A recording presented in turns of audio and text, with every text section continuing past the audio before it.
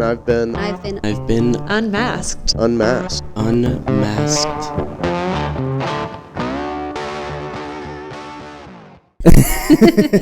We're gonna get it figured out. It's fine. Yes.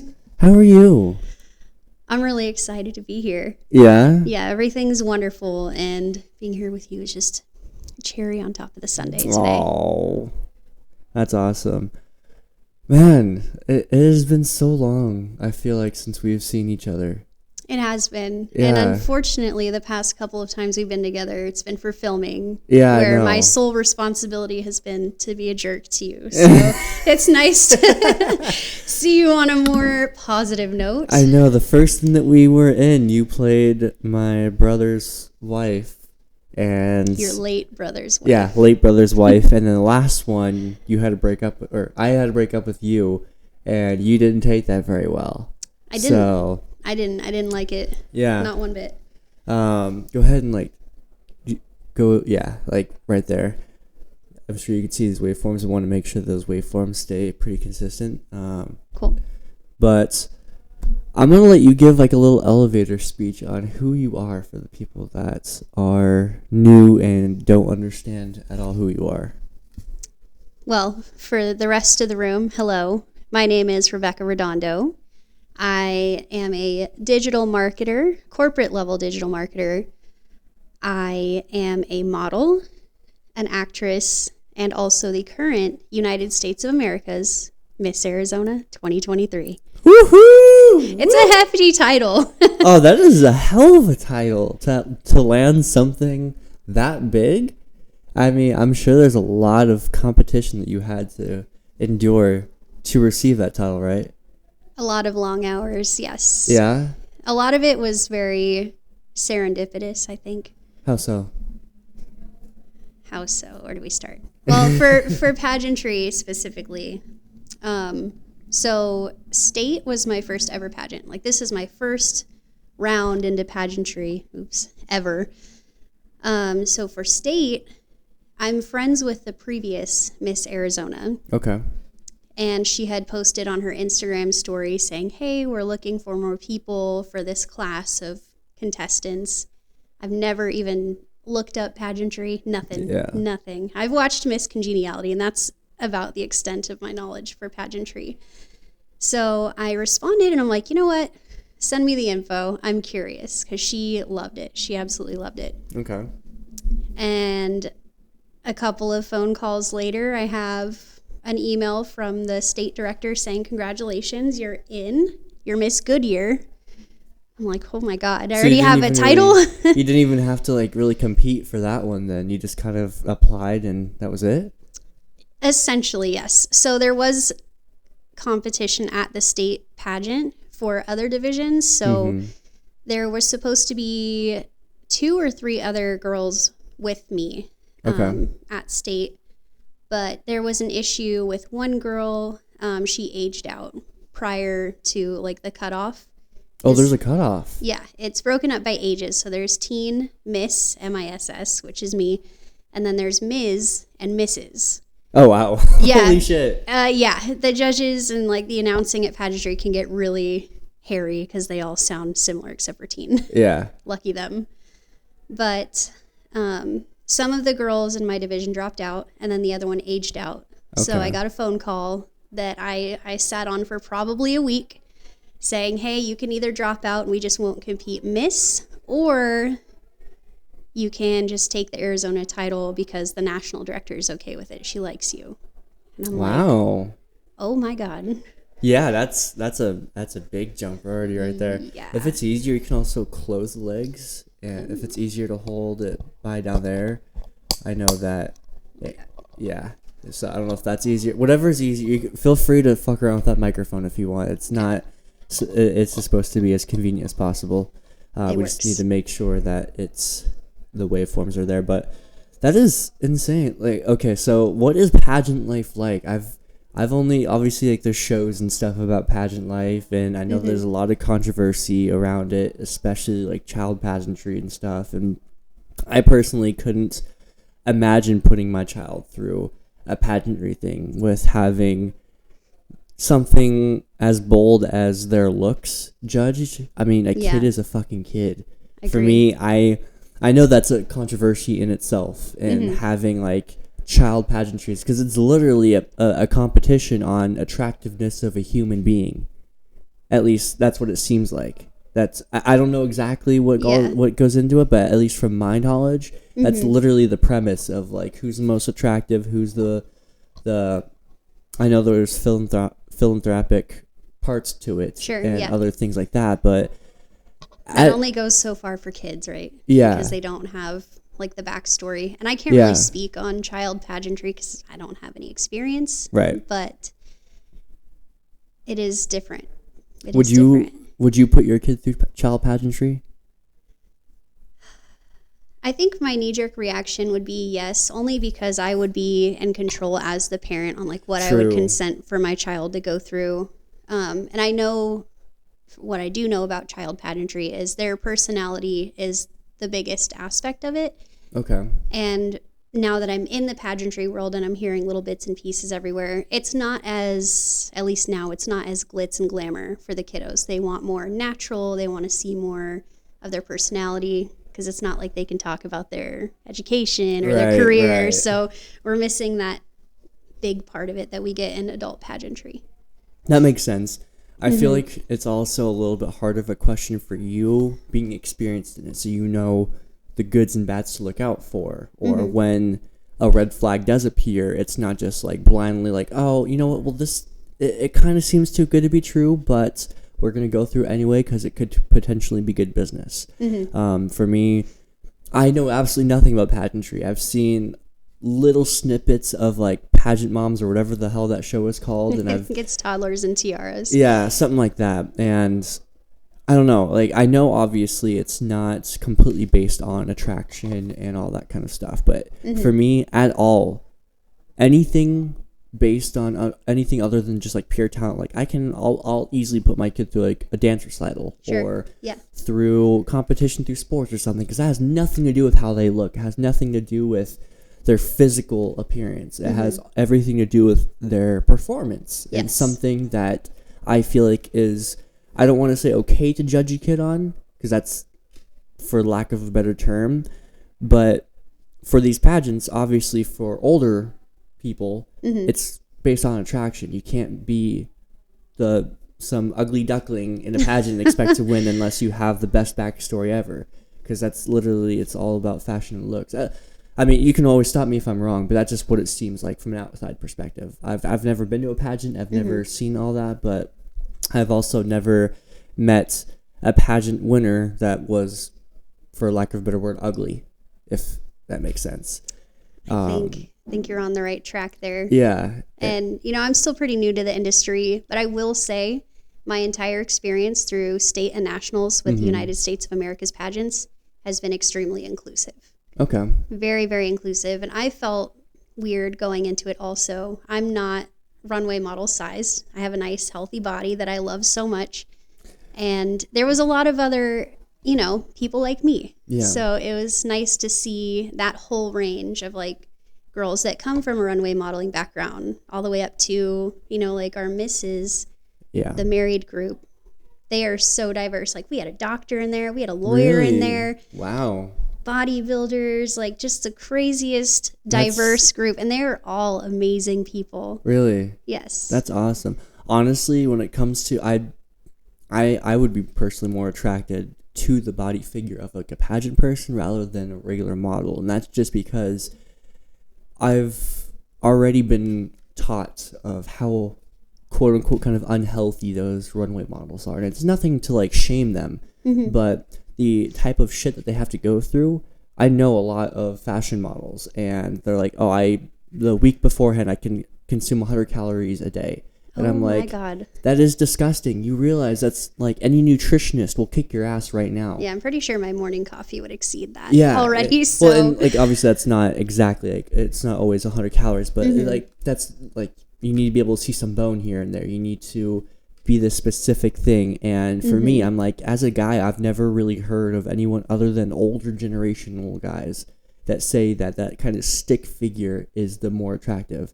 I've like, especially in today's world, having a little bit of thickness is more attractive. Nobody wants to see very super skinny, and that's obviously everyone has their own ability for body type. Some people have a very fast metabolism, and so they can't help.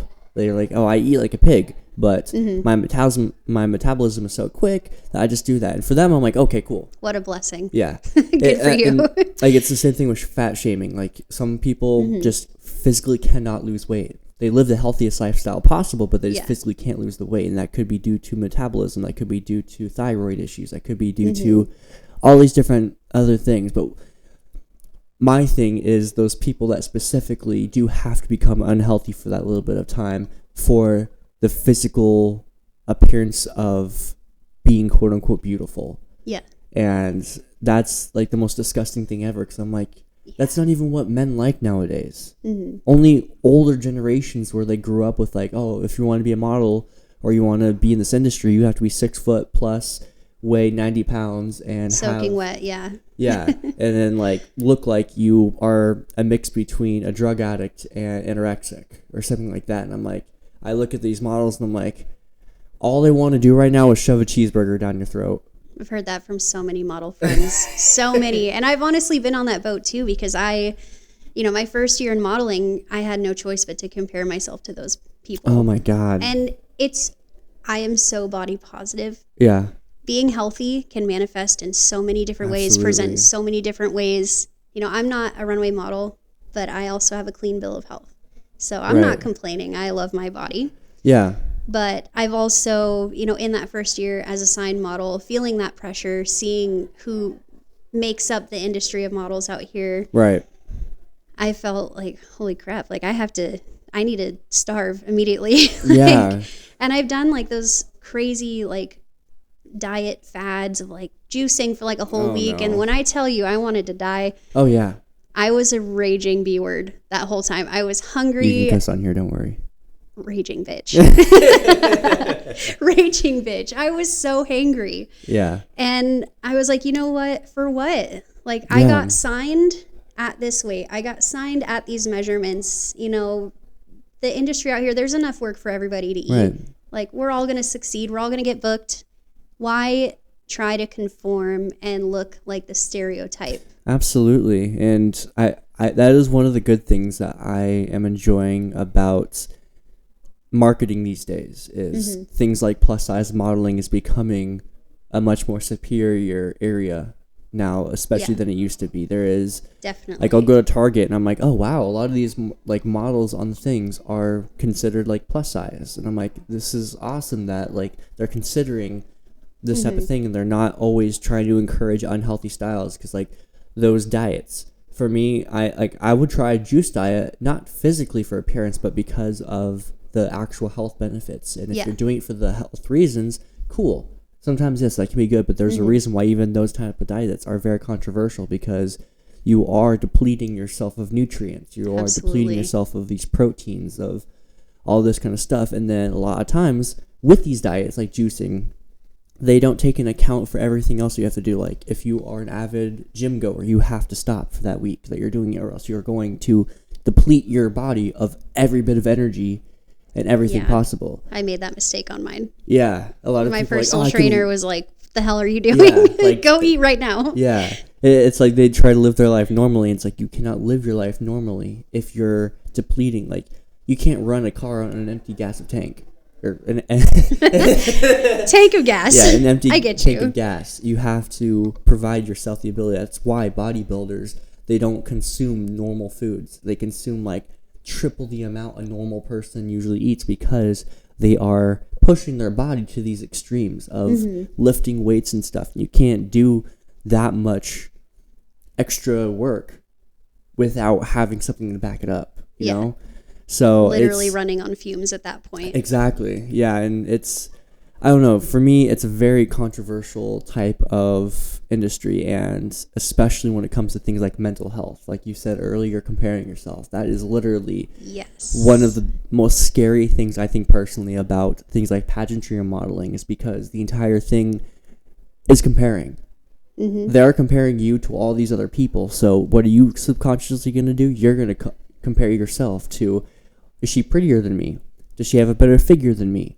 Is she better than me in any of these ways? And doing that destroys you mentally so much. And if you don't know how to deal with it, it can destroy you even further. How did you deal with it?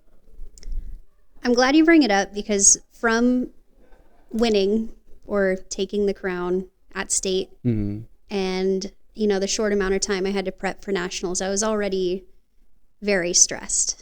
You know, trying to lock in sponsors, get help financially to make it all work. And on top of all of that, I had to take care of myself. So as I'm seeing who is also going to be joining me at nationals, all incredible people, I love them all so much. You know, it's a diverse group. There's girls that look like me, there's girls that look like runway models, and everything in between. And they're all stunning people and deserve to be there. They paid their dues. But my biggest thing was, like, I am so new to pageantry. I'm not the stereotypical body type that they see. I'm basically going to suit up, show up, do my best. But I felt going into it that I wasn't even going to get looked at all. And, you know, on paper, I fit the bill perfectly. I've done public speaking my whole life, very comfortable interviewing. You know, I had the modeling experience. I had the dance experience, because you have a performance. You know, you have your on-stage question where you have to be on the hot seat for a judge for a question that you have no idea. So, like, all these things I was prepared for, but I was so hung up on what I looked like, and I had weeks to prepare, okay? Oh, man. I got into this crazy, like, depression, funk. I couldn't even bring myself to work out, because in my head, I'm like, what's the fucking point? Right. Like, nothing's going to change in this amount of time. Like, my wardrobe fits me right now. You know, I did state looking like this. Like, I should be fine at nationals looking like this. And I wouldn't change a thing about my performance. That's awesome. I'm glad that you at least had that kind of confidence coming out of it, though. Because I know of how much of a black hole, that kind of stuff, especially when it's something that is not easily controllable by you. Absolutely. Such as physical appearance. Like, it is not just like you flip a switch and then boom, I can lose 20 pounds, especially in such a short amount of time. Even people in like dance or MMA or other things to where weight matters that much more. Like, I was listening to another podcast where they were talking about like cutting weight for MMA people. And that for stuff's them, crazy. Like 24 hours or 48 hours ahead of time, they have to completely dehydrate themselves because of water weight. I've heard that with professional dancers, like NBA dancers too. It's so like, crazy. Well, and it's also how your skin looks too, because if you have too much water in your system, your skin doesn't look as appealing. Versus if you have, like, there's something about That's so like weird.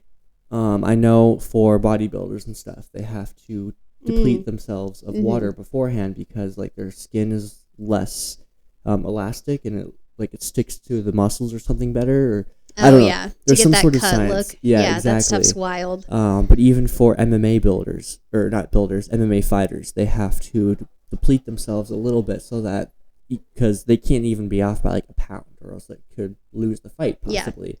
And so they'll do that. So they have 24 hours to go from near full dehydration to hydrating as much as possible, and then going for 45 minutes in one of the most grueling action sports possible, completely just exerting everything they have. Yeah. So that doesn't sound healthy to me at all. No, That's it's crazy. It's not, and that's why it's when it comes to something like pageantry or modeling, there's just so many dark holes that you go into, because when your body isn't at its top performance, your mind isn't either. And Agreed. So if you don't have the nutrients to be able to feel good, because on days that I don't eat well, on days I don't hit the gym, on days that I don't hit the sauna or something, my mental health is the first thing that suffers right after my physical health. I start feeling like a failure almost, in a way. I start feeling like my body, or me in general, is suffering like crazy. And then I start going into these depression holes, and I start going into this and start overthinking. And like, that's why a lot of times it's like, if you want to increase your mental health, the first thing you have to do is increase your physical health. Yep. They go hand in hand. Yes, exactly. Is there a lot of mental health stuff that you struggle with? Yes. And I'm going to be candid about it because mental health Please. is health. Yes. And if I'm comfortable to come out and say what I'm dealing with, I'm hoping that other people that listen to this will understand it's not just you. It's all of us. They've heard some very uncomfortable stuff with me. I've gone into my sexual abuse in my past. I have full depression. I've been diagnosed with a depression disorder. I have an anxiety disorder. Oh my gosh, OCD. me too. Twins. Like my trauma mental bonding? health, I Are can we give you a trauma full bonding right now? I think we are trauma bonding a little bit. But I want to hear a little bit about yours. Yeah, absolutely. So clinically, I have general anxiety disorder. So I just kind of function way stressed out all the time. It's great. Yeah. And I also have, I believe it's called dysthymia to my therapist. I'm sorry if I pronounced that wrong.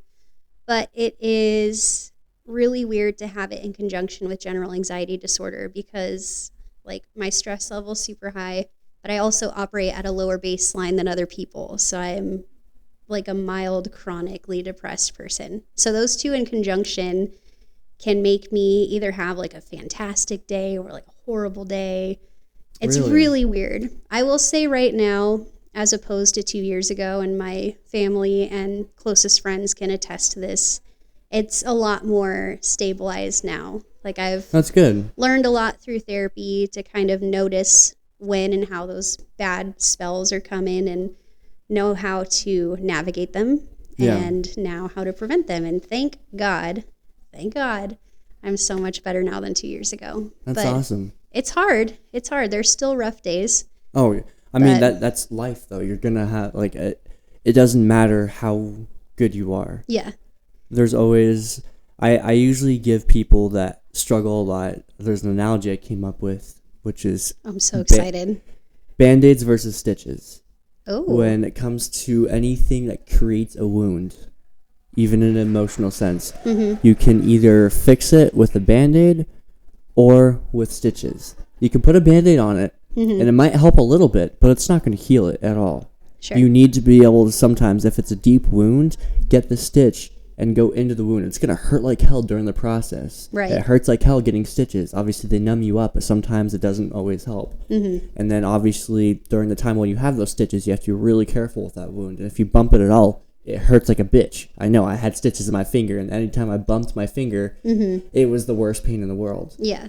But that's what does help go deep into the tissues and heal it. Lets the body heal itself because you're connecting it forcefully and you're like, okay, you need to head on face this. Yep, and I love that. Go into the pain and heal. Now, the thing is though, even if you do use stitches, there's always going to be a scar. It's never going to be, there's no trace of this. There's always going to be a scar, and that could come out in these emotional things. There's always going to be some sort of thing that might come up here and there. But because it was healed with stitches, if you find the correct coping mechanism, or if you find a healthy enough way to deal with it, you can leave it as just a scar instead of having it reopen as if it were healed by a Band-Aid. So that was kind of like... love that. I've figured out what my Band-Aids were. Yeah. And I did the work, and I got the damn stitches, and it hurt like a bitch, but... Yeah. You know, being left with just that scar and being able to recognize, you know, hey, I did go through this. Yeah. Give yourself some grace. Yeah. And being able to move forward knowing that that wound's not going to reopen. Right. Is so worth doing the work. Oh, it is 100% worth it. I mean, it's funny because I think that we both had a turnaround at a similar time. For me, it was about 2 years ago for me. I broke up with my ex. And I was at a very low point in life. My anxiety was higher than it has ever been. I was in the worst depression rut of my life. Yeah. I was sleeping all day. I was just a fucking mess. And it took forcing myself to confront these issues that I have, whether it be relational, whether it be personal, and digging down into the roots of the issues that I know that I have. Because, like the old saying goes, you can't get help unless you recognize that you need help. Yep. You can lead a horse to water, you can't force it to drink. The first the first way of solving a problem is admitting that there is one. And for me, I was like, there's a fucking problem here. Yeah. And there's probably something in me that I don't know about. And that was when I first decided to seek professional help, getting a therapist, Good for you. into psychiatric work, and getting someone who is trained professional in this type of thing to realize, hey, you have a lot of symptoms of this and this and this. Let's try to work on those. And I was like, all right, whatever. But then going through it all, it's turned me into someone completely different now. Like, I don't even recognize myself, but in the best way possible. And that's a beautiful thing too. I want to hear about your. Thank you. Proud of you. I want to hear about your journey though, because obviously, like, when you're diagnosed with that stuff, a lot of people try to, I feel like, dishearten it. A lot of people like, oh, I have anxiety, I have depression, but then the people who have it the worst, I feel like it's overgeneralized for them. And it's like, just fucking work out then. Fucking do this, and it's like it's not that simple for me. Or if someone's like, "Hey, just cheer up," yeah, be like, just "Oh, be happy. I'm cured." Like, oh, thank you. Is that all I have to do? Wow. Really, just be happy? I spent no so idea. much money on therapists. If only someone would have told me that sooner. Exactly. Oh my gosh. What was your journey like? Because you said yours started about 2 years ago. I want to hear about your journey to everything. I would say that me sticking with my plan of action more and realizing that I had clinically diagnosable things going on, that started about 2 years ago. Way back in the day, I was a vet tech, and it is a very mentally taxing job. Oh yeah. And I am a softie. I love me some animals. I treat everybody's pets like my own. I love them. They're sweet little babies. But we worked at an emergency clinic, and we saw a lot of really sad things. And during that time, I was going to school to be a veterinarian. I was still in my undergrad. I was quickly approaching the semester in which I needed to apply for grad school. Okay. Which, I did all the work. I had all the hours, should have been a shoo-in. But I was just struggling mentally. I was in a relationship that, it wasn't ideal for both of us at the time, and we actually reconnected recently, talked about it. We're still really good friends. So if you're listening, I know that I'm talking about you. I think it is. I don't think I've mentioned the person, but we'll chat later. Yeah, I don't want to name drop in case they don't want to be absolutely mentioned, not. But he's still one of my really close friends. He's awesome. But we were both going through a lot at that time. Couldn't really show up for ourselves or each other during that time. So, that is stress. And then, deciding, oh my God, like the job that I've dreamed about having since I could dream about having a job makes me freaking miserable. And I work with all these new grad doctors that were having like panic attacks in their offices. Really? And they just were so unhappy. And I'm like, holy, no, that's not going to be me. That's not going to be me. Yeah. So I had to, figure out all these life changes. And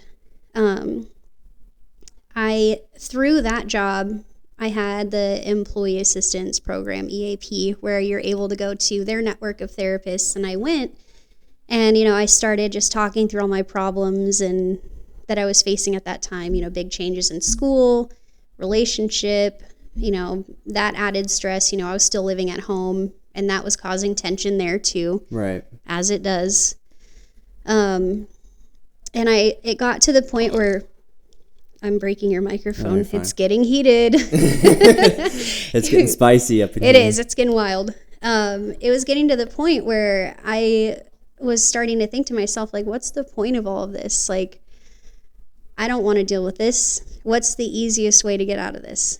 So naturally, following that process, I started having suicidal ideations, which is not fun. No. It's scary. You get that like call of the void where you're thinking like, oh, I could just, end it all drive my car in oncoming traffic. Or I could just, disappear. It's just terrible. And it sounds like I'm talking lightly about it right now, but it's still a heavy topic for me. And I'm so blessed to be able to talk about it without, breaking down and crying. I appreciate you being able to talk about something that's so sensitive. Yeah. Because I know that, especially in today's day, that is such a heavy topic. Yes. And it is a very, unfortunately, popular thing. And I don't want to like quote unquote normalize it, Right. but I don't think that it's brought up enough to where people still think they're the anomaly for having these thoughts when it's like it gets to a point to where it could be normalized. Yes. In a sense. So I don't mean to interrupt, sorry, but No, like you're totally I fine. absolutely appreciate you being vulnerable in that aspect. Absolutely. You know, it took someone verbalizing it for themselves and me to overhear it to be comfortable to speak to a professional about it. So if you're dealing with these things, know that you're not alone. It's more like common than you think, which is sad. Yeah. But we're here for you. And there's help out there. It's a human thing. I mean, anything like depression, I know that it did take me listening to a couple of like high-end people, especially actors and stuff. I know that there's a couple podcasts that I listen to, and it's one of the reasons why I still consistently listen to them is because they bring up these humanized factors that come on in their life. They're like, yeah, I was sexually abused as a kid. Oh my gosh. And for me, I'm like, I can relate to that. Oh my God. Okay, cool. And it's like, you kind of get to see that like, I'm not a monster. I'm not the weird black sheep of the world that was the only one. And it's like, even if you don't have those thoughts, the fact of being able to feel not alone in those aspects. Yeah. Especially in like, because you see people portray a certain thing in their life, and you think that they may have the perfect world, but you don't realize that a lot of that strength came from somewhere. And I don't know, that's just like a big thing that I like to kind of bring up. I mean, that's why in my own personal instance, I wouldn't have traded any of the traumatic experiences I've had in my entire life, because the amount of people that I've been able to help in a different way than someone like some person that they're going to that hasn't experienced anything like it. I have the ability to relate to them. I have the ability to not sugarcoat it in a way that, like, if they are having suicidal ideations, I can be like, I know exactly how you're fucking feeling. It fucking sucks. To the T, yeah, it's scary. It's scary, It's and hard. it's not going to get better right now. It's You're not gonna easy have to talk about. Yeah, it's terrifying, especially when you don't know if they know what you're talking about, because a lot of times you're scared of the judgment that comes from that. 100%. And I think that's where a lot of the scarcity of talking about it comes from, is because they're afraid of that judgment. Like when you mention I had suicidal ideations, maybe you're thinking afterward like, oh my God, do they think I'm going to off myself right now? What are they thinking in their head? Are they judging me? Are they like thinking this way about me? But in their head they're like, finally I'm looking in a mirror in a way. But you don't know that. We're here with you. Yeah, and that's why I love when people are able to be vulnerable like that, because it does bring that vulnerability aspect. And that's why even on mine, I do talk about my own trauma, because I want my guests or someone to be comfortable bringing up something that maybe I don't have the most experience in, but I know that obviously I don't have a giant audience right now. But yes, yet. But eventually someone could come on and be like, oh my God, she was Miss Arizona. She competed in this. Oh, it's normal to have those thoughts. It's normal. She has like crippling anxiety and depression. Yeah. Yes, babe. We're the same. Yeah, exactly. Or like even being an actor, like it's not the easiest thing ever going into it. The first day, my first big production for a short film I did, I remembered the first full day that I was there, I was dry heaving by the toilet for the first hour because I was so anxious about being on camera. And I was having those thoughts and stuff of, is this my career? Am I even good enough for this? Because I'm doing this. But then I hear all these other actors like, I was full on puking 3 hours before set. And then I had a fever. But then I put it all away.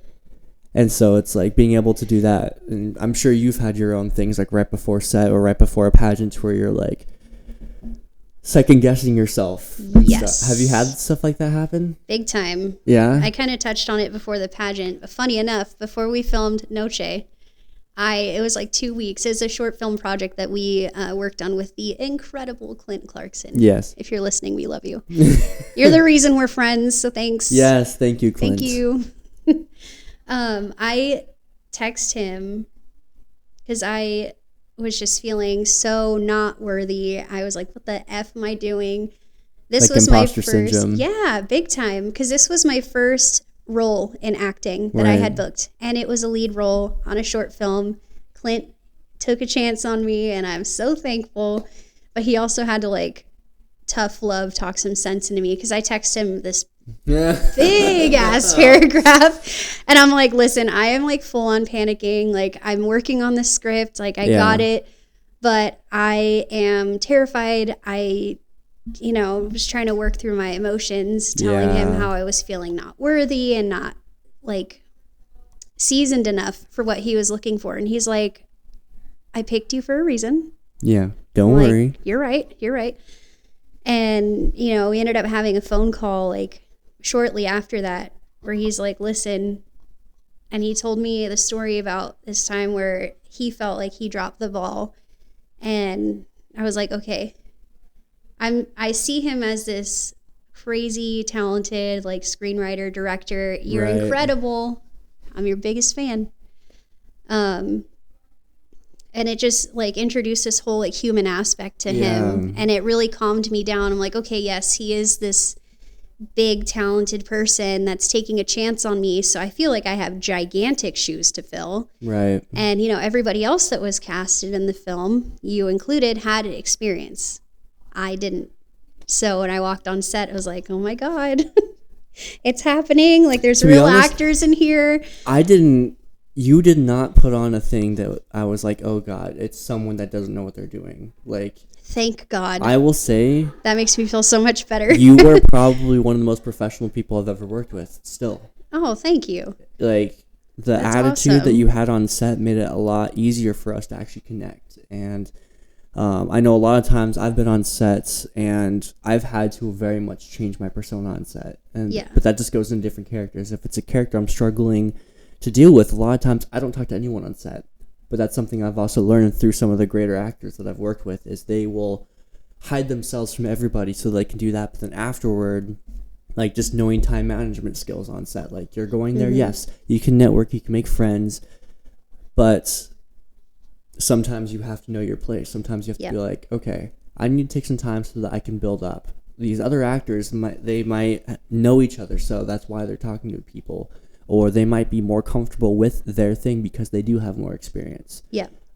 So there's definitely that aspect. Obviously for us, it was a lot more of an intimate set. So there wasn't like 400 people operating different machinery and doing all that. So it was a lot easier to kind of do all that. But it was still like, it was a professional type of outlook. And I was hella nervous when I first started. I was extremely nervous. On that film? Yes. Really? I was extremely nervous, especially when we were first starting. I'd never traveled somewhere outside of Phoenix to film something. I didn't know this director that well. And we had only met like one time prior. There were like phone calls, FaceTimes, but like in person. So I was meeting in this same room. Yeah. I was meeting a new director. I was meeting new castmates. I was doing like all new stuff. So I was even nervous myself.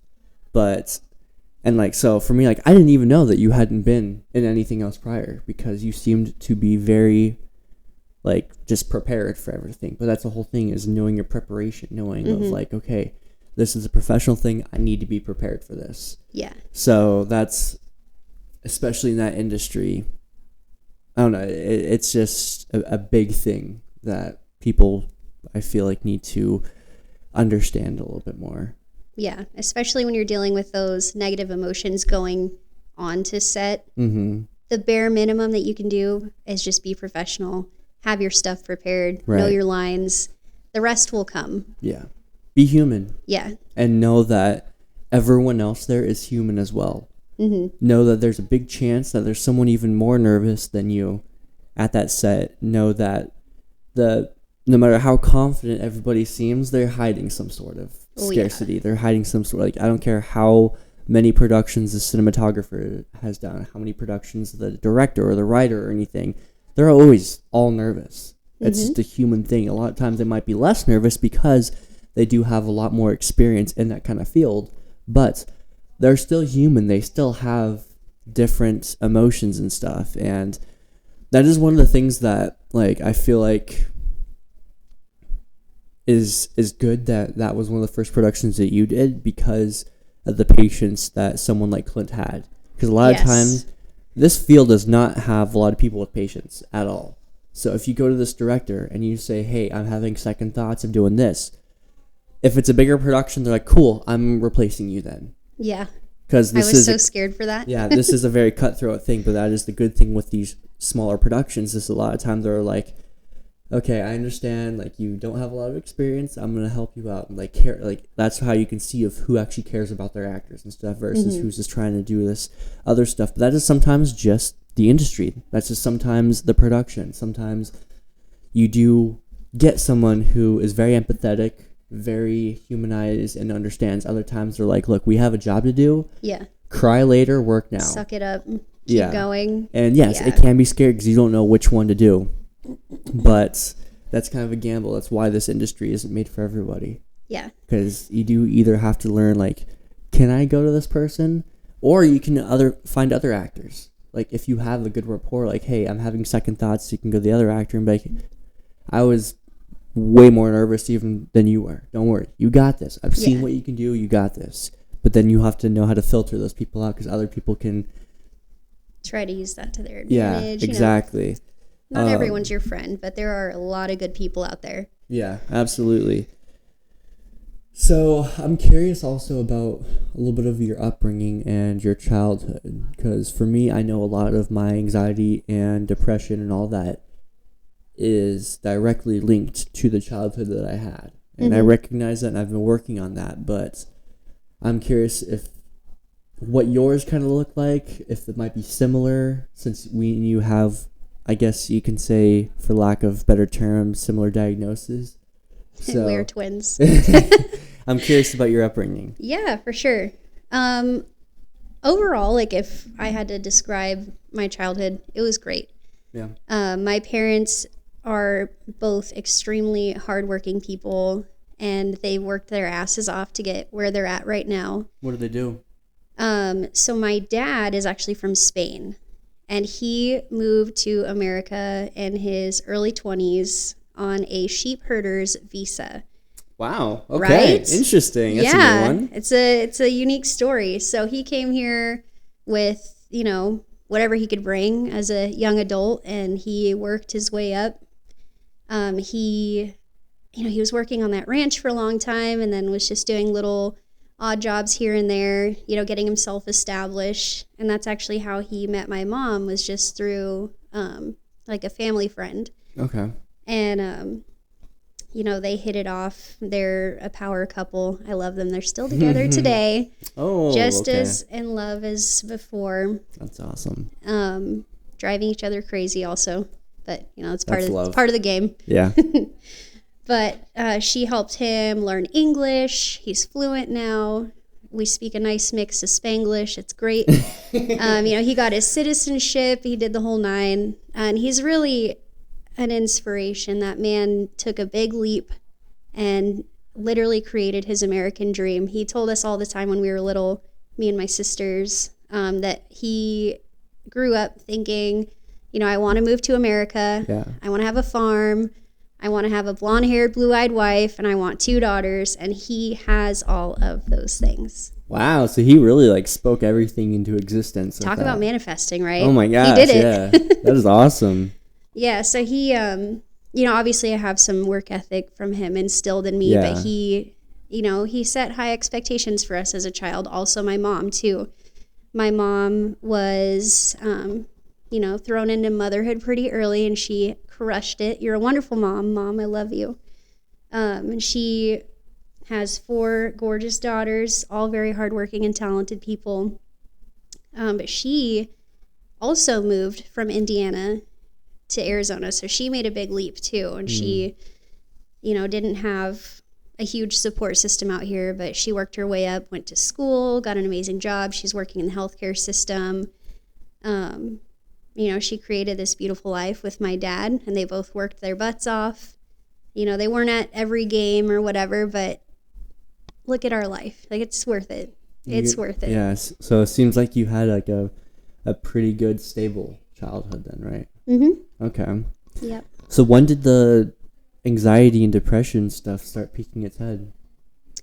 I think a lot of it stemmed definitely during those years where I was a vet tech, and that was my first like dive into, mental health care. Okay. But I know now, and I recognize this, and my closest friends and family will know, is I hold myself to ridiculously high expectations. And I think a lot of that stems from childhood, not necessarily in a bad way. Yeah. But, my parents were very hardworking people, and they wanted us to succeed and, be better than them, just like every parent wants for their child. So I always felt like we were kind of in some sort of spotlight.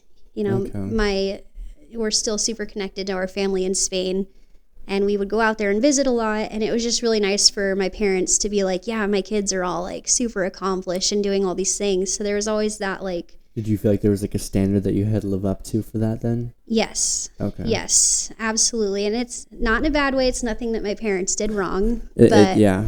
That's a normal thing for parents to do. But I kind of made that my whole personality, is like, I have to be this like superstar, they built golden a pedestal child for you, and you felt like you had to be worthy of stepping on this pedestal. Yeah, and I felt like I was just barely hanging on by my fingertips. Gotcha. Okay. It was just a lot, and it's self-inflicted, right? It's not like my parents are sitting here like scrutinizing everything. They're super, super supportive in everything, and they love that I'm in modeling and acting right now. They're always asking about it. They're super proud of it. Yes, they're awesome. How do your siblings feel about it?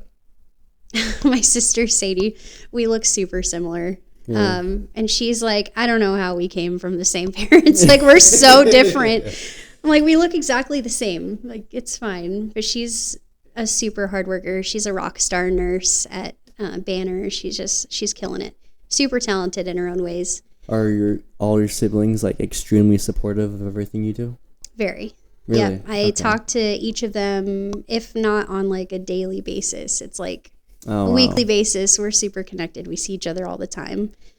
That's interesting, because I noticed that a lot of times like these anxiety disorders or depression disorders and all this come from some sort of trauma. And I know that you said like the vet tech stuff happened. Mm-hmm. Is that the trauma that you think that brought it out, or was there trauma you think that kind of linked to it? I think those were definitely some markers that I could see, like, hey, I have something that's wrong. Like, I shouldn't be holding myself to this super high standard. I'm not a robot. I'm a human. I don't have to perform at top levels all the time. I'm allowed to have off days or rest days. Right. Because it got to the point where I was just running myself into the ground. Like, I always had to be working, always had to be doing something, always going somewhere. I had to be always reaching up for that next rung on the ladder. Right. And I still kind of do that now, but I can see it and I'm like, okay, I need to chill.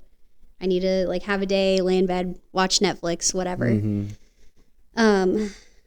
But I think it got a lot worse. So 2020 was a rough year, right? Mm-hmm. Yep. I went through a lot during quarantine, and just that changed me in so way many more levels ways than I would have ever imagined.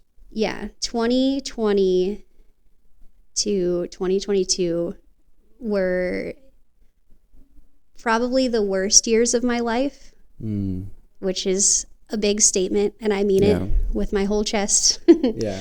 Every ounce of my being is really, really rough. I was going through a lot in the form of a very unhealthy relationship that I felt like I had to be in because of how serious we were. And, not being able to work. I was managing a gymnastics gym at the time, and it closed during quarantine. So gotcha. I had to go back to the vet tech stuff. I was working at an emergency clinic, just swing shifts just to pay my car payment. Right. And, during that time also in 2020, is October of 2020, the 13th to be exact, I found out through experiencing very, very sharp pain in my stomach that I was experiencing an ectopic pregnancy.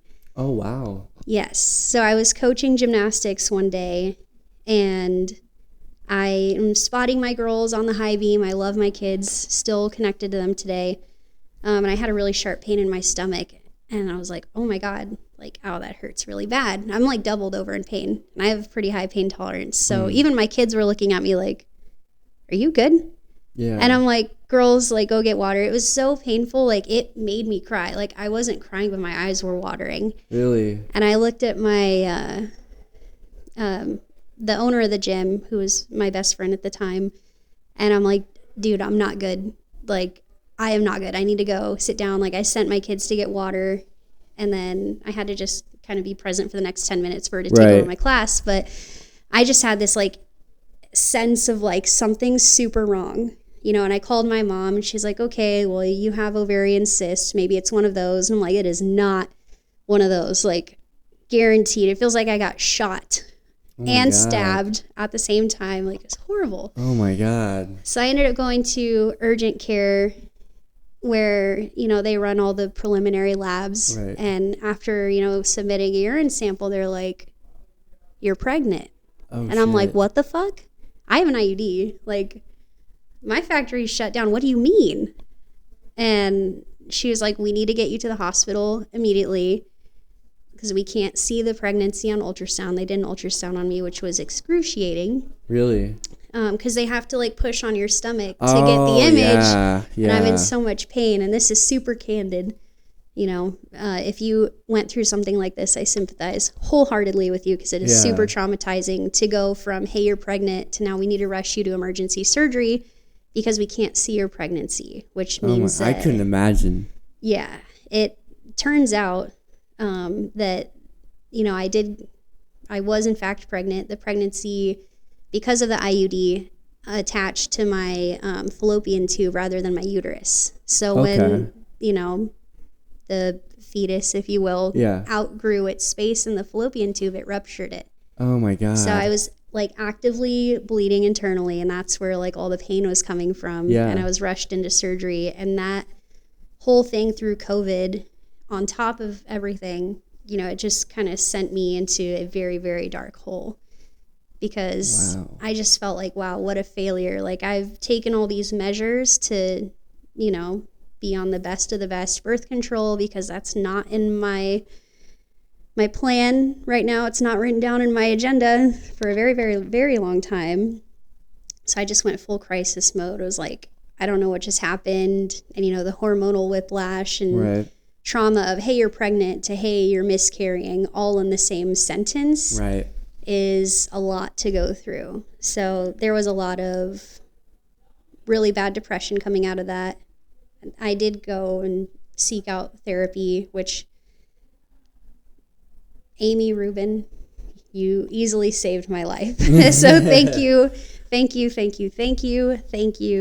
the bottom of my heart. She put in the hours, you know, she got in my face virtually, of course, because COVID, because I wasn't wanting to touch on those feelings and talk about all of that and process everything that happened. And I was behind like a steel wall. Yeah. And she's like, cut the shit, Becca. Like, we got to get through it. So it's because of her that I, you know, learned all these things about myself. That's where my diagnoses came from, to my sister that's a nurse. I'm so sorry if I said that wrong.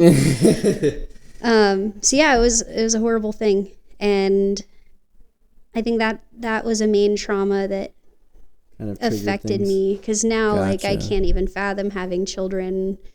Do you want kids? In my heart, yes. Yeah. But in reality, I don't think I'm equipped. Like mentally or physically? Mentally. Okay. Yeah. And I would hate to be like a lackluster parent. Right. So this might be a little bit too much, and if it is, let me know. Mm-hmm. Did that ectopic pregnancy experience, how does it affect romantic relationships now? Because obviously, like, now I know a lot of women, when they get the IUD, they're like, oh, we can have as much unprotected sex as we want.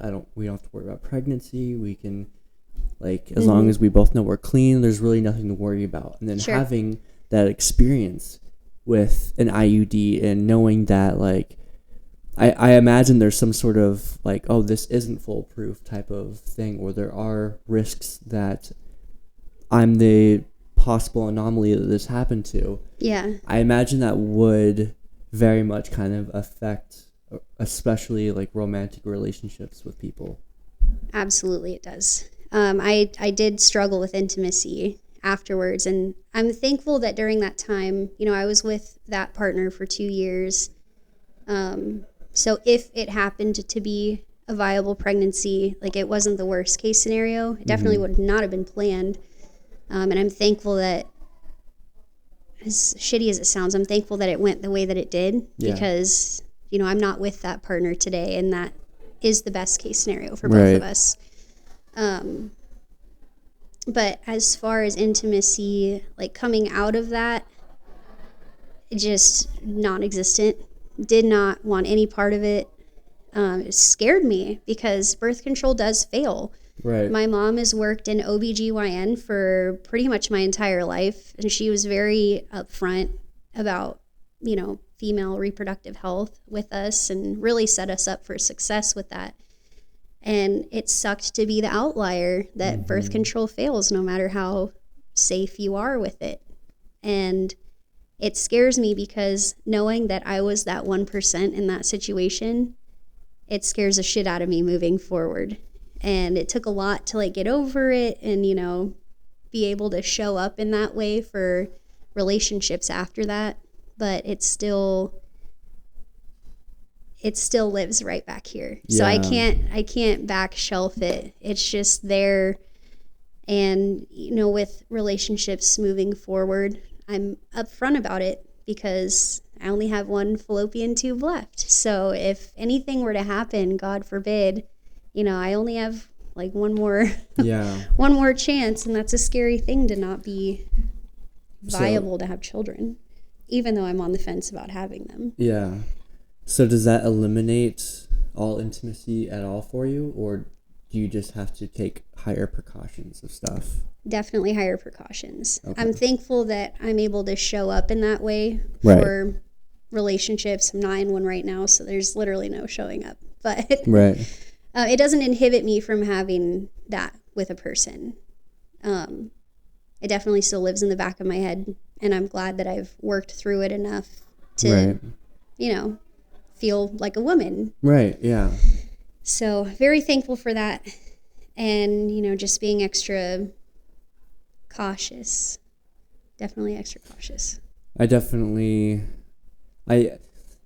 is situations like this to where obviously this is definitely more of just like a female oriented topic. And so there's not a lot of like, I can empathize kind of, but like there's no relational thing that I can think of. Obviously there's no type of female organs or anything that I have to deal with, and I can't imagine what it's like going through all that. I've had similar, I don't even know if I feel comfortable saying similar experiences, but like I'm not gonna name drop either, but like when I first moved to Phoenix, I did get someone pregnant by I don't even know if I could say by accident, because it was just a consensual thing, and it happens. We did use contraception afterwards, but her being on antibiotics, obviously, oh my gosh, we didn't take that into account, and so that did happen. She ended up terminating the pregnancy. I'm trying to make this not as controversial or cultural as possible, but it's healthcare. Yeah, it's healthcare. She did terminate it. And she didn't just tell me about it. And it wasn't anything like, we didn't have an abusive relationship. We didn't have like, at least I don't think. Obviously, I don't know what things were like on her end. I don't want to speak for her or anything. Sure. But on my end, it just didn't work out. Yeah. I moved away, and things just didn't work out the way that we wanted it to. I did want to be with her for a little while, but it just, cards got played, dealt in a different way. Yeah. And after that happened, the biggest reasons why I wanted to at least be notified is like, obviously I know this is a very controversial thing to talk about with things like abortion and all that kind of stuff. Yeah. I have been kind of raised more in it's a woman's body. It's their choice if they want to carry the pregnancy.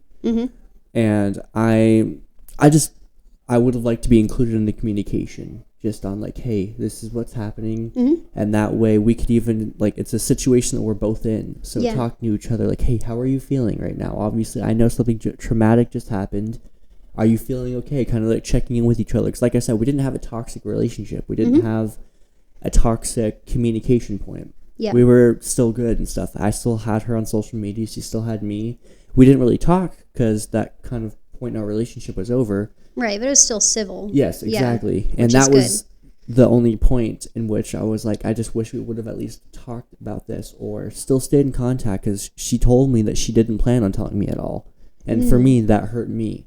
Not necessarily because of what had happened, but just because that at that point, I didn't even know I was fertile. There was something in my head for some reason telling me I wasn't fertile. And so that was obviously a confirmation, like, oh, wow, I'm shooting live rounds. Okay. That's something cool for me to know now. But there was just so many other things that, for me, I was like, what would have had, like, there's always those questions that you kind of have, like, all the what ifs. What if she did carry it and I just took the kid? If she didn't want to be a mother, okay, cool, we can work on that.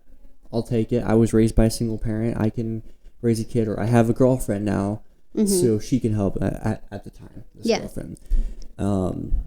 And me and her can take care of this kid, or whatever. Like, just what ifs. And obviously, I know that, I don't know. It's a whole other unexplored world that I can't put a lot of opinions or topic on, but it is still that just like unknown factors of just like thinking to myself, like, there was some sort of possibility that I would have been a father.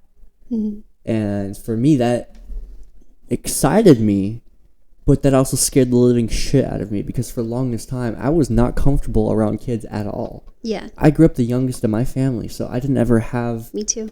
I didn't ever have experience with children. I didn't ever have experience around little kids, or I didn't really ever even babysit. I didn't have any experience around, like, anything like that. I had maybe one or two friends that had little kids, and that was like the only kind of practice I had.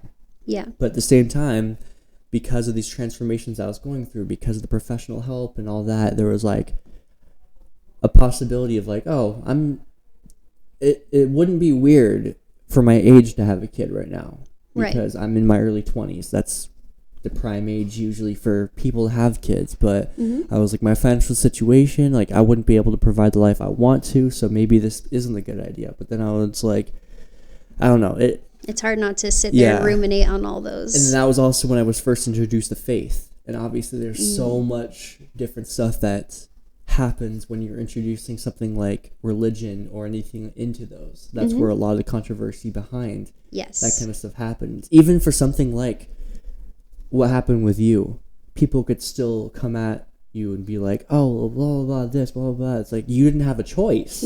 My life was on the line. And that's where, like, a lot of this I chose my life. There wasn't really any other decision. You couldn't save the child and be like, oh, I'm giving my life up to save this child. At that point, it was a clump of cells. Exactly. Like, it's fine. And, I mean, technically for us, I think she was only 4 weeks. So it was still, there was nothing there. And I know that's even a big controversy of like, well, when does the heartbeat start? When does this start? But it was like, it was so early on to where it was like, obviously I have never dealt with pregnancy before, so I don't know the stages, but I'm pretty sure at 4 weeks there's nothing. And it might be like the size of like a speck of dust or something. But and I can confirm I was actually 4 weeks when my body miscarried and had the ectopic pregnancy. And it was at one of my follow-up appointments, and my doctors were incredible, but she's sitting there, I'm bawling my eyes out naturally. And she's like, oh, we took like this amount of blood. Like, she had a water bottle on her desk, her water bottle. And like, bless her for being so doctor-y, right? And I'm sitting there just trying to process that I'm even back in a medical facility again because of all the stuff I had to deal with. And she's like, yeah, you had a lot of blood in your abdomen. It was about like, about that much. And I'm like, holy shit, I'm going to pass out right now. How are you alive? Literally, how? And she's going through the pictures from the surgery, like, hey, we found this cyst. We took it off your ovary. This was your fallopian tube that we removed. And And she's like, pressing through these pictures. She's like, oh, and that's the pregnancy matter. That's just a clump of cells. And I like lost my mind. And I was like, I'm glad that I saw it because now I can. It kind of gives it reassurance that it was like, that it wasn't like a full life form, I guess. Yes. It was on the cusp of it, but there wasn't actually anything there. Not anything revivable. How was it kind of like looking through those pictures? Was that like traumatic for you, or was that more comforting? In the moment, very traumatic. Yeah. Because it was literally like 2 weeks post-op. Okay. If that. And I'm glad that I saw them because now I have that like visual validation that I'm okay. Right. I'm still fertile if I choose to have children. I have all the necessary parts. And it was the loss of a child because a pregnancy is a pregnancy, right? But I'm thankful that it was early enough on, if that makes sense. Yeah, absolutely. And that's a very similar outlook that I have to where it was like, yes, like you said, pregnancy. Mm-hmm. I still technically, even if it was for 4 weeks, was a father. Yeah. But it was one of those situations to where I don't have to like, oh, they had a heartbeat, they had a brain, they had all this. And even being a man of faith, I still have my own like battling emotions and battling thoughts about all of it. Mm-hmm. But Absolutely. I still... not being raised in faith, I still have my own scientific kind of thing with like, oh, it was literally just a clump of cells. Like, was there a soul in that? I don't know all that because I'm not God, so I don't know at what point it's like, oh, at 5.5 weeks is when I give you a soul type of thing. So I don't know about all that, but as far as scientific wise, it was not, I guess, scientifically considered a life form. Just yet. There was no heartbeat, there was no brain cells, there was nothing like that. And so that's crazy. Like, there's the similarities are very uncanny. It's like, wild. It's obviously wild. It was a different situation. But it's nice to hear it from the opposite perspective too. Yeah. Obviously I was with my partner at the time that Did it was you tell happening. him everything that was going on? Yeah, he drove me to the hospital. And what was his reaction like?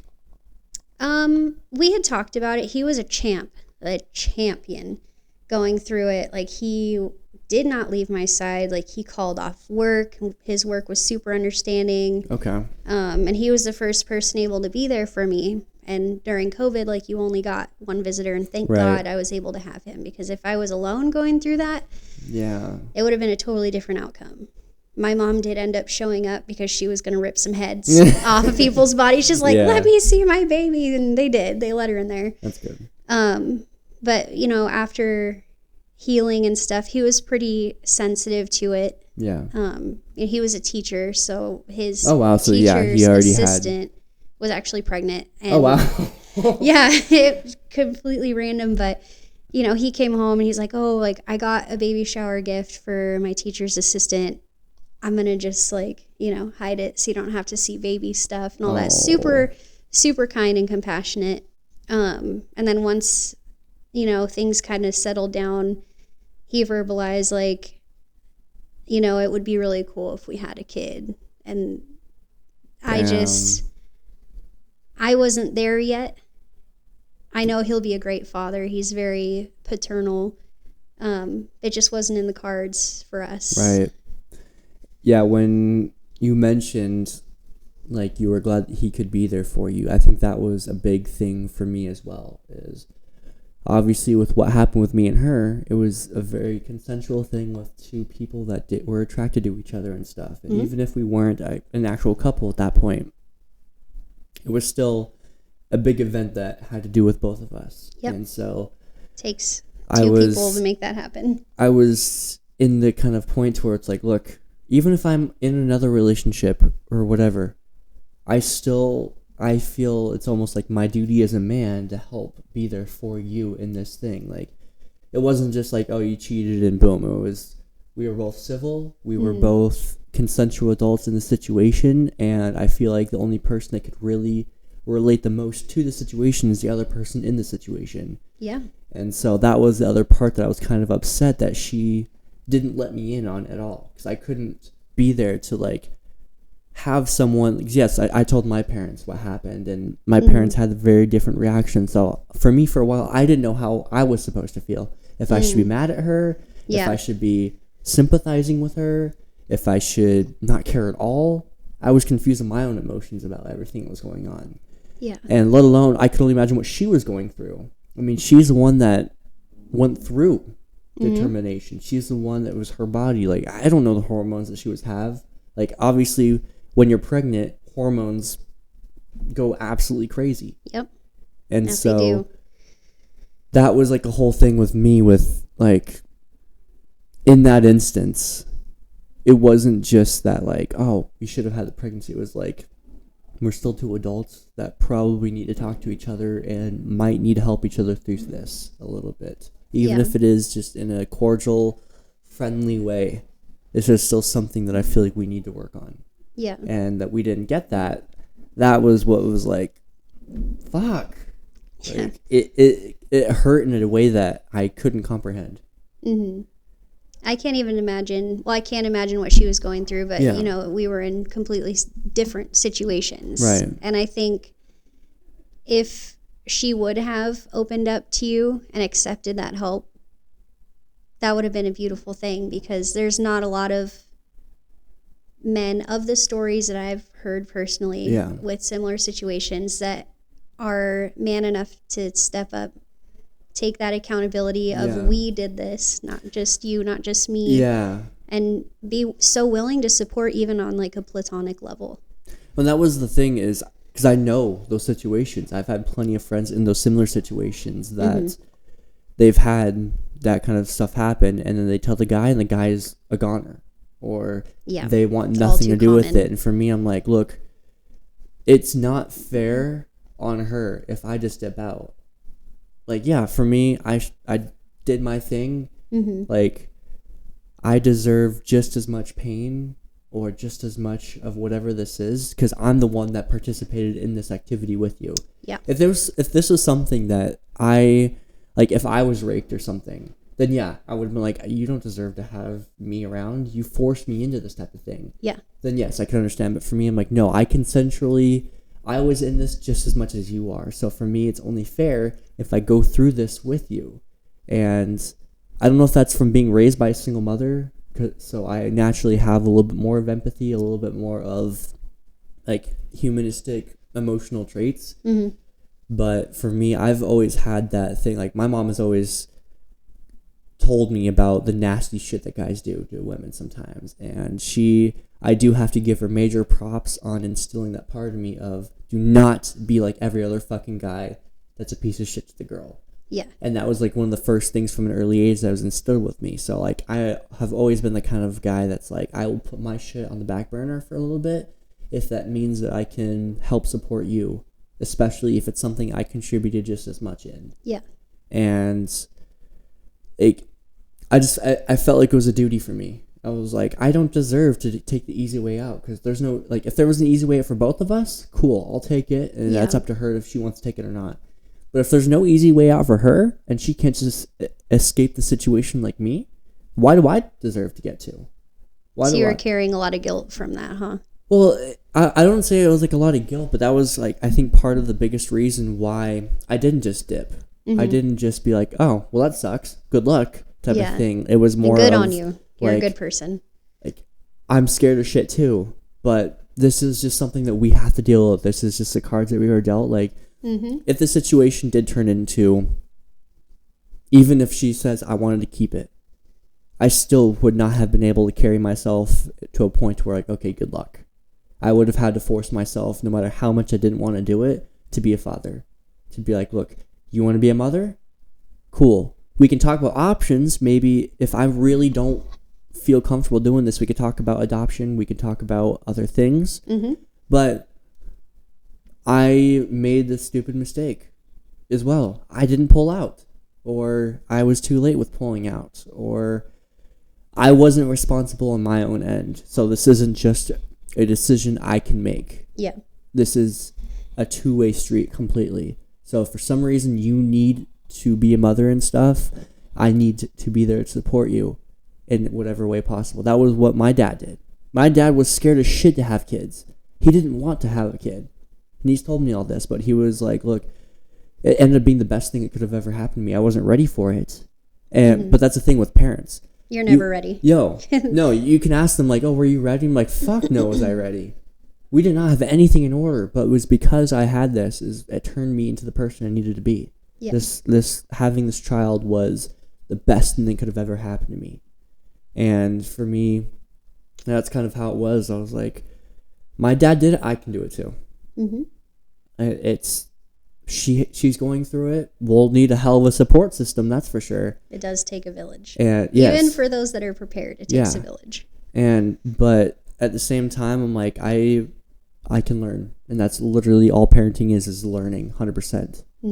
So I think that's where a lot of it came from. So and that speaks volumes on your character. Well, thank you.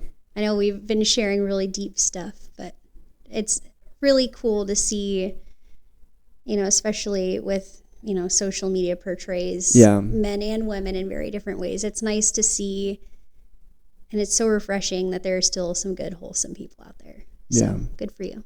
I think it just also depends on upbringing and parental figures in your life. Because for me, even though I wasn't raised with both parents my entire life, I was still...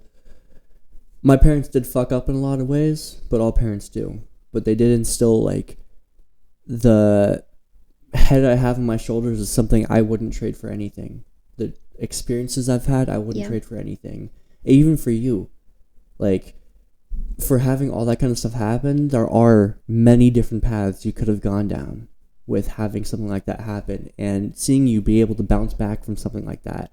And even be able to participate in romantic relationships still. Yeah.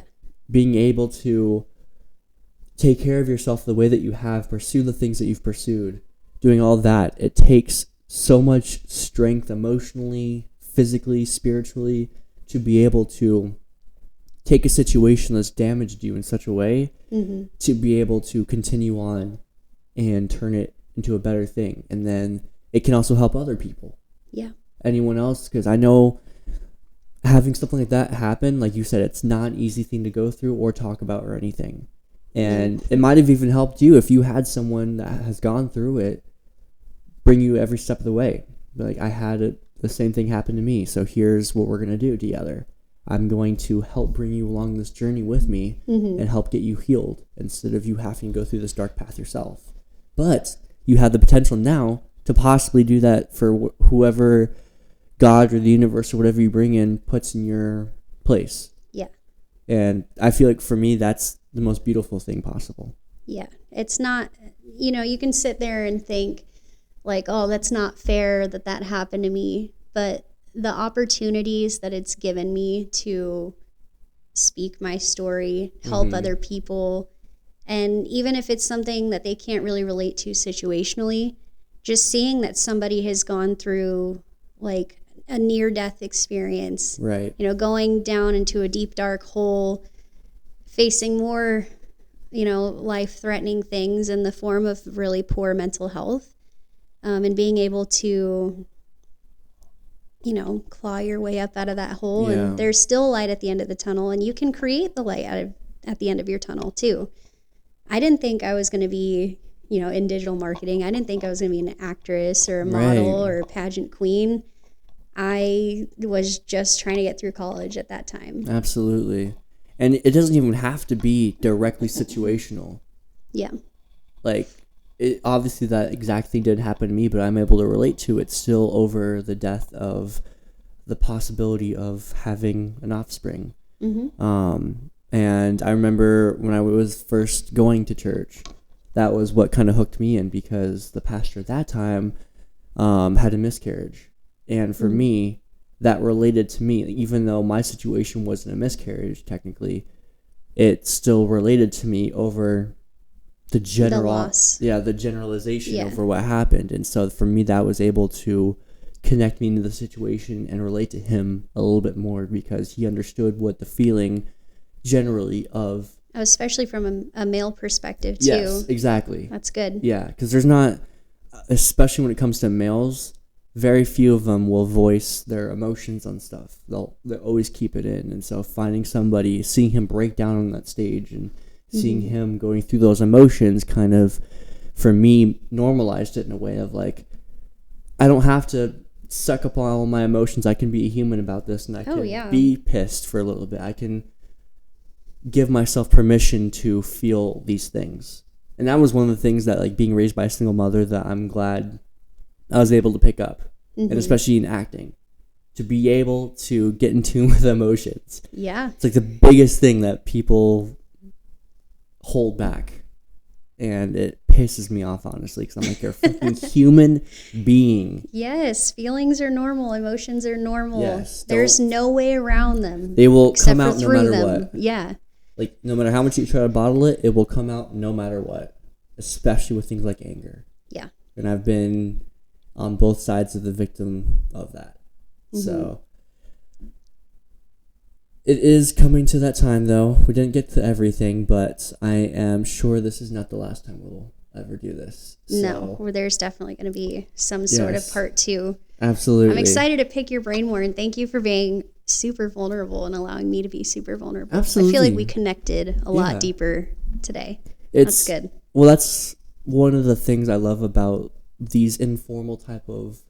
That's why I don't like calling it an interview. I like calling it a conversation, because I have no problem being vulnerable about any part of my life. That's one of the things I've learned about getting in tune with my healthy masculinity, or being in tune with myself in a healthy way, is being vulnerable